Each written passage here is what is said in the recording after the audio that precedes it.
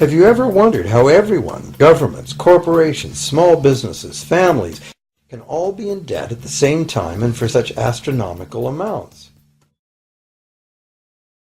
In the early 60s, a Georgetown University professor collects information for a book favorable to the network of powerful men who founded the CFR. For 2 years, Professor Carroll Quigley is allowed to examine the confidential papers and secret records of this network. Quigley reveals that these men aim to create a world system of financial control in private hands, able to dominate the political system of each country and the economy of the world as a whole. In short, they seek total and quiet control of the entire world. By bankrupting their own businesses. The Illuminati owns most, I would say 99 9/10 of the stores that you walk into and shop and gas stations you go to. And they are going to destroy them on purpose. And the idea of taking over is to bankrupt the whole world where nothing is of any value and the currency does not exist anywhere, and then come back and solve all the problems. In 1866, there was $1.8 billion in currency in circulation in the United States, about $50.46 per capita. In 1867 alone, $500 million was removed from the U.S. money supply. 10 years later, in 1876, America's money supply was reduced to only $600 million. In other words, 2/3 of America's money had been called in by the bankers.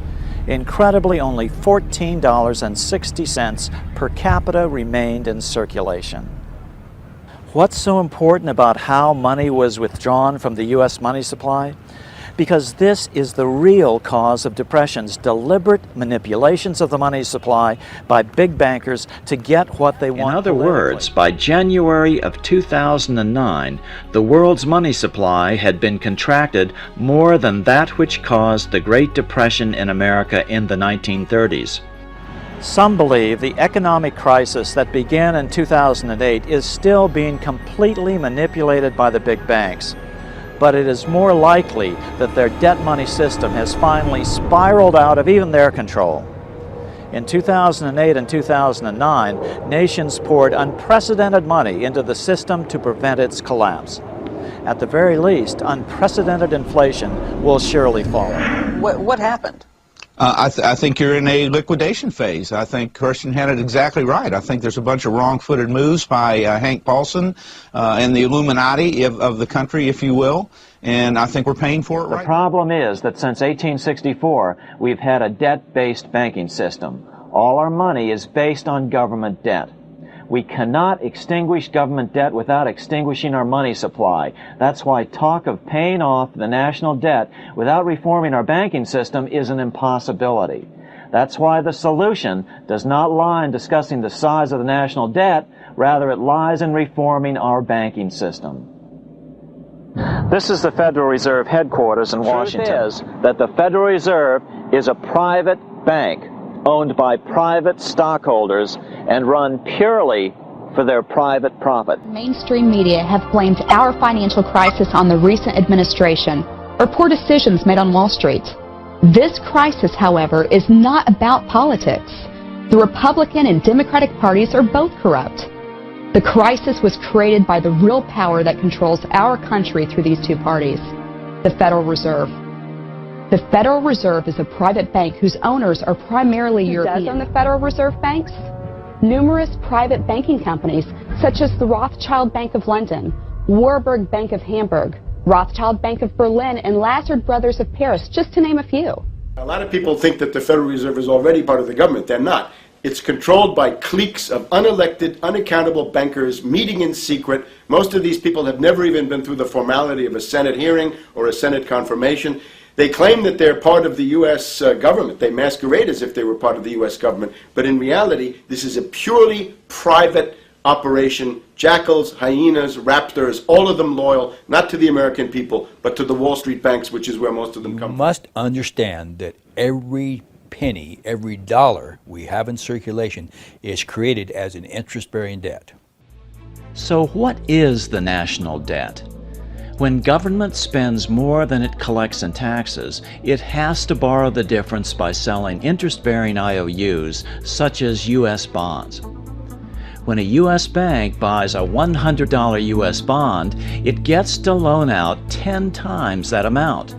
So the bank not only gets back the $100 plus interest from the federal government, it gets to loan out another $1,000 it doesn't have and charge additional interest.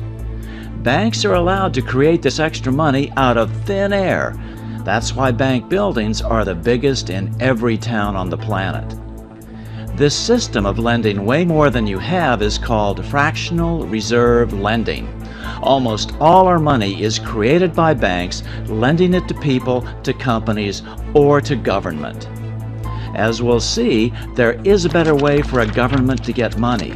Simply issue it without debt for the benefit of all citizens. A government agency of some kind should take charge of the money supply.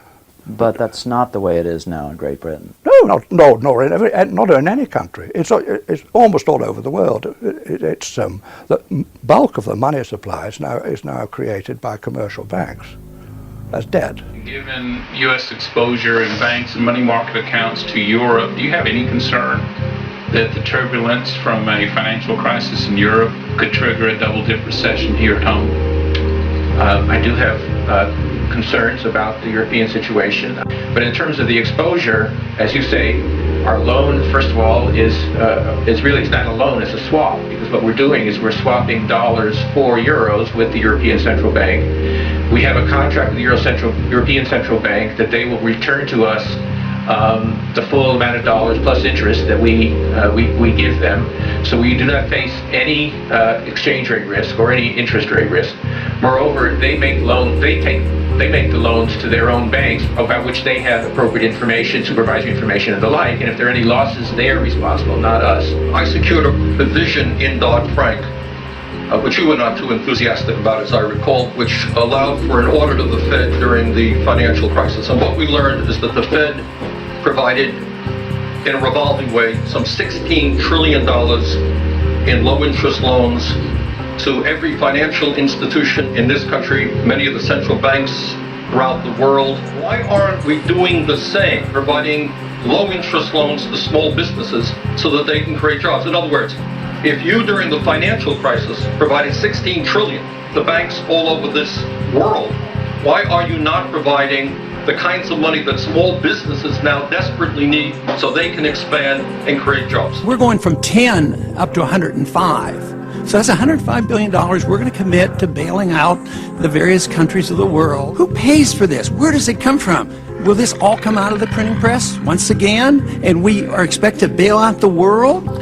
Well, the source of this was going back in the G20 meetings in the crisis, and I think one of the agreements that the G20 leaders came up with was sort of mutual commitment to put more money into the IMF as a way of addressing the financial crisis around the world. So you can do anything you want. You can create as much money as you want. So you can see any transaction or loan we make, we're happy to provide that information to you. Where would the money come from? It would come, it's a loan, but it would come from the U.S. Eventually government. we would create out of thin air. United States Treasury Secretary Timothy Geithner has joined European finance ministers and the heads of central banks in Poland to discuss Europe's growing debt crisis. The meetings, to be held over 2 days, follow a coordinated move by the world's central banks to pump US dollars into the European banking system. It means that cash-strapped commercial banks will have access to unlimited amounts of dollars until the end of the year, as troubled nations like Greece and Italy try to stabilise their debt-laden economies. The Bronze, 1 minute. Thank you, Mr. President. The rapporteur, Mr. Scicluna, said that the ECB had tried to expand liquidity, but that liquidity had not been passed on by the banks to their customers. Well, that's true outside the Eurozone as well as inside it.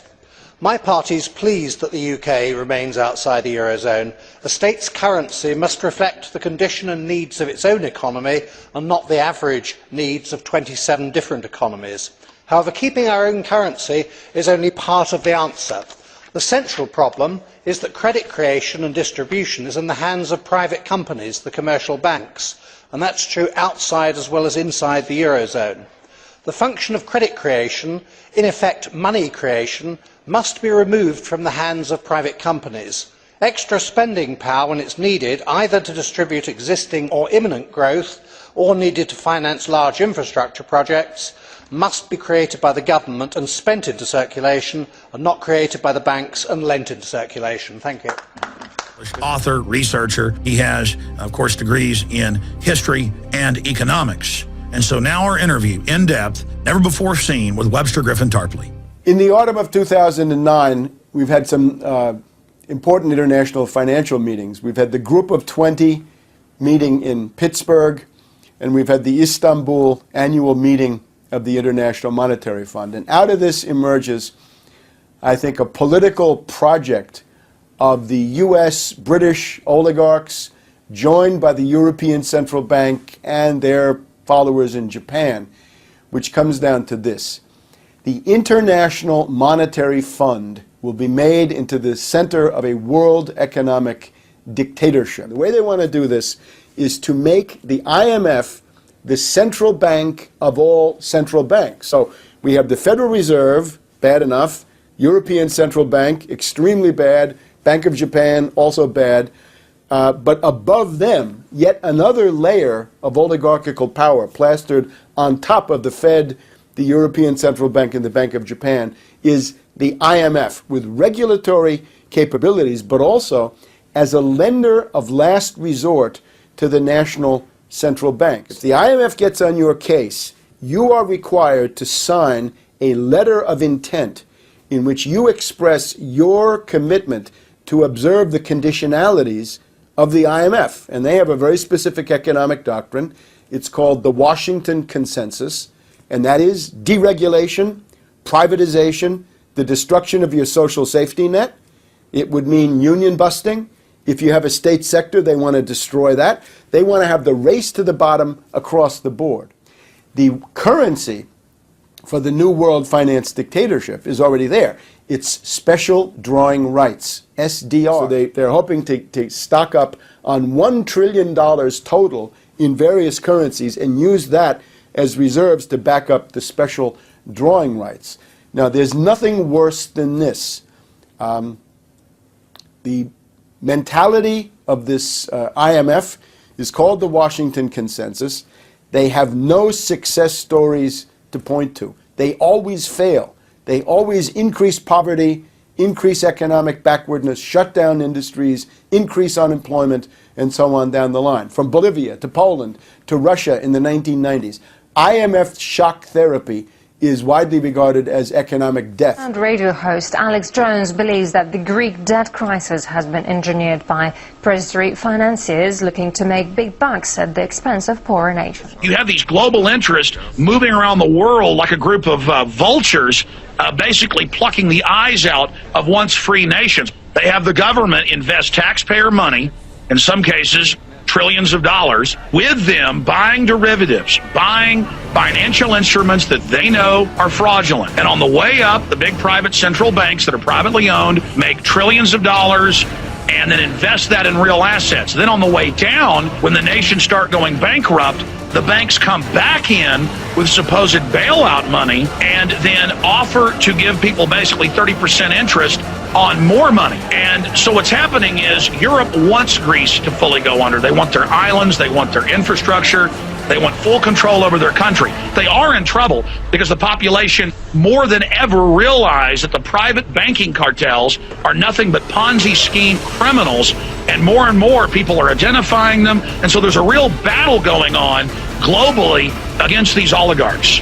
The reality is that all currencies in the world are printed by central private banks, owned by the Illuminati, high-level Freemasons.